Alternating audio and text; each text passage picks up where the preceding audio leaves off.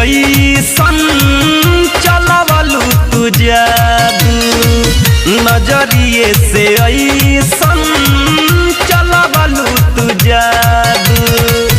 ई तोहरे त दोष बा न दिलवा के होश बा, ई तोहरे त दोष बा न दिलवा के होश बा, न मन पर बकाबू, नजरिए से ऐसन चलवलू तू जादू, नजरिए से ऐसन चलवलू तू जादू।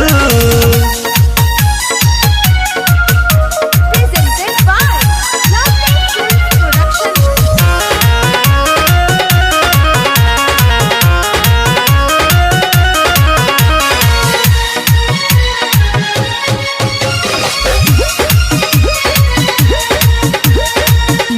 फुर्सत में राम जी से बाड़ू संवारल, हमरे ला धरती पबाड़ू तू तारल।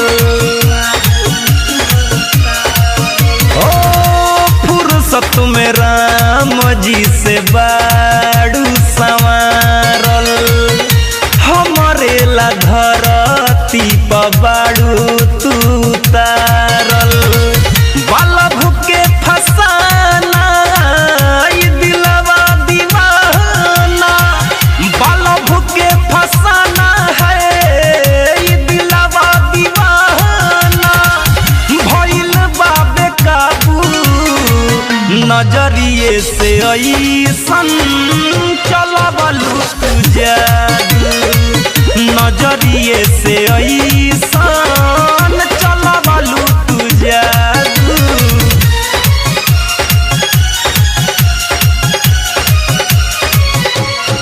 Music by Gaurav Roshan.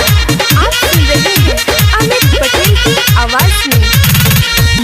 जहिया से देखनी दिलवा चिरई जैसे चहके, सनकेला मनवा दूर जालू जबरह के। जहिया से देखनी दिलवा चिरई जैसे चहके, सनकेला मनवा जब जालू दूर रह के। मोहब्बत के नशा तू हम पे चढ़ा के, कर दिहल घायल पायल बजा के, मुआइबू हो का तू, नजरिए से ऐसन चलैलू तू जादू, नजरिए से ऐसन चलवलू तू जादू। ई तोहरे त दोष बा न दिलवा के होश बा, ई तोहरे त दोष बा न दिलवा के होश बा, न मन पर बकाबू, नजरिए से ऐसन चलवलू तू जादू, नजरिए से ऐसन चलैलू हो जा।